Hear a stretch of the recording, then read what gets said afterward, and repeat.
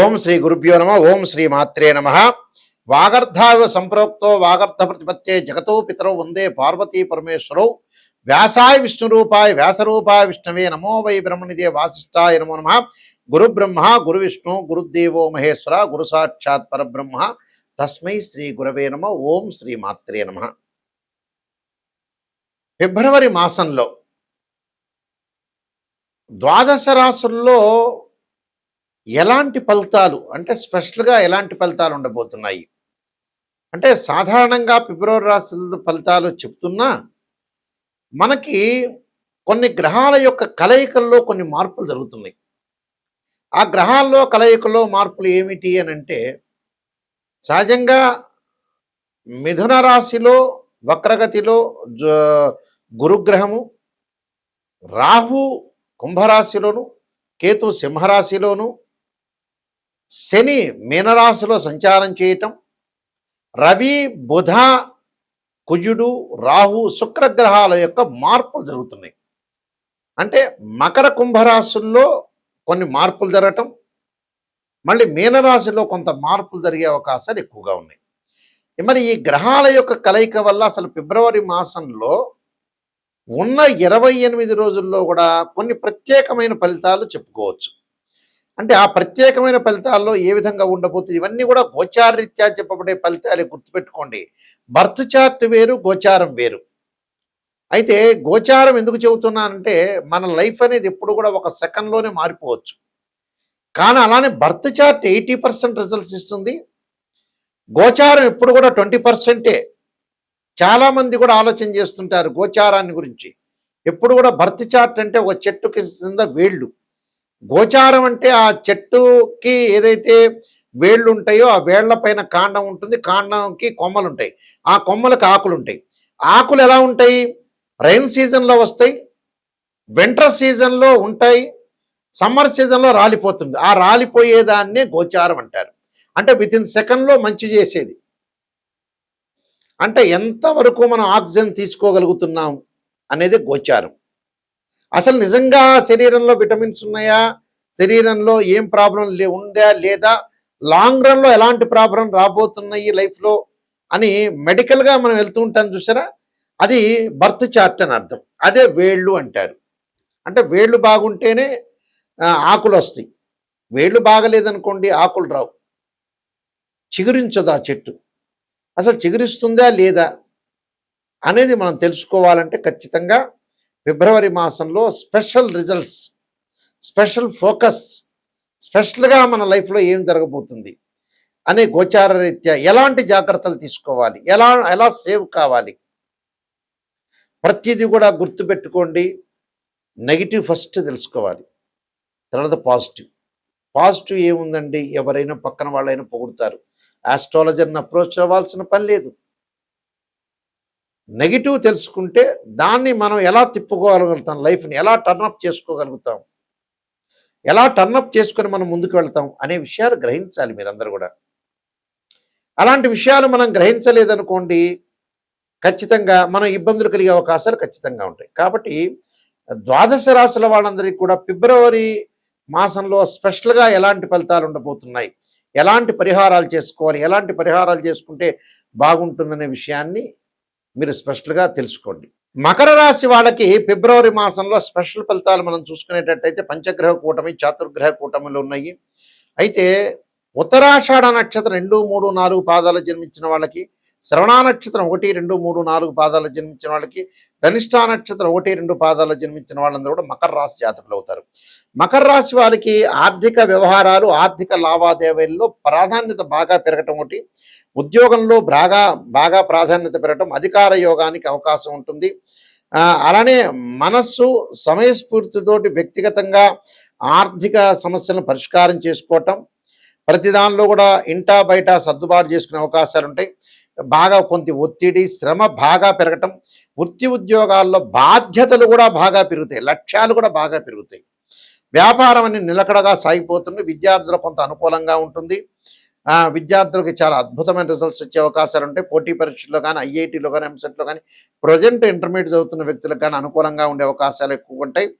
అలానే అదనపు ఆదాయం కోసం ప్రయత్నాలు సాగించే అవకాశాలు ఎక్కువ ఉంటాయి. రావలసిన డబ్బు చేతికిందే అవకాశాలు ఎక్కువ ఉంటాయి.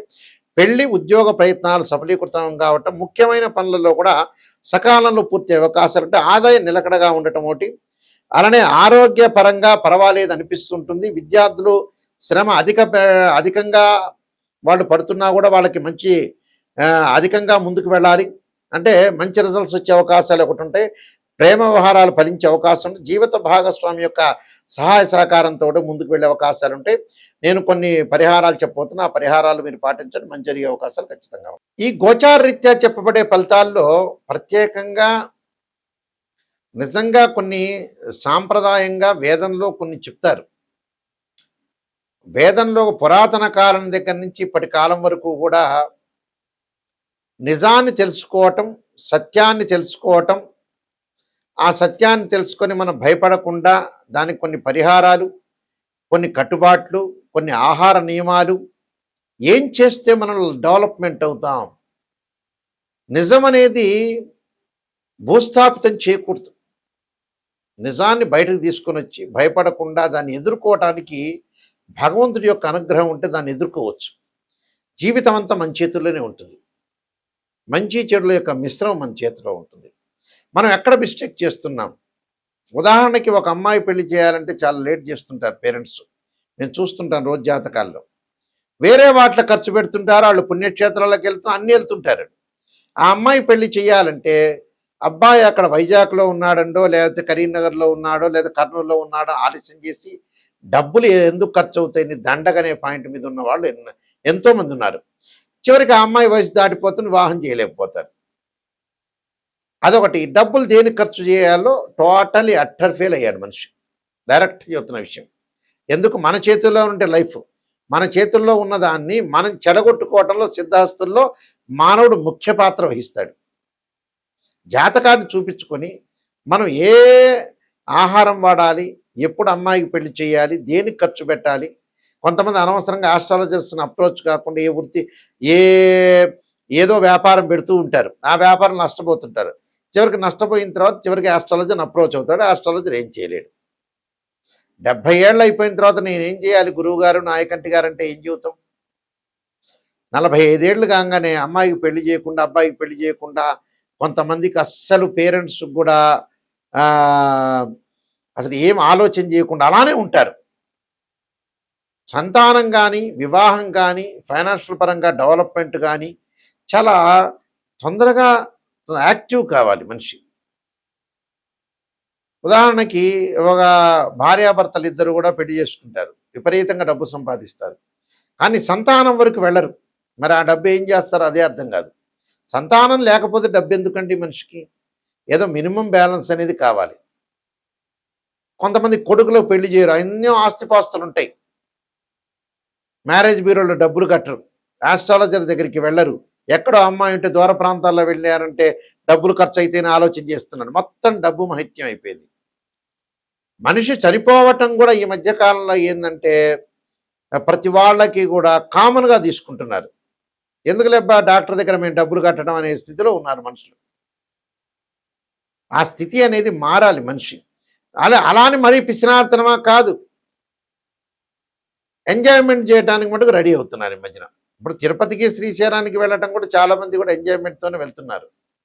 పాత రోజుల్లో భక్తిలో వెళ్ళేవాళ్ళు తర్వాత కాలంలో భయంతో వెళ్తున్నారు, ఇప్పుడు ఎంజాయ్మెంట్ చేస్తున్నారు. నిజంగా దేనికి మనం వెళ్ళేది? భక్తితో వెళ్ళాలి. నిజంగా ఏం చేయాలి అనేది ఆలోచన చేయండి. స్త్రీయ లోపం పెరుగుట పెద్ద విద్య, లోపం పెరిగిన వాడే పూర్ణుడవుతాడు. ఇలాంటి విషయాల్ని మీరు చూడండి.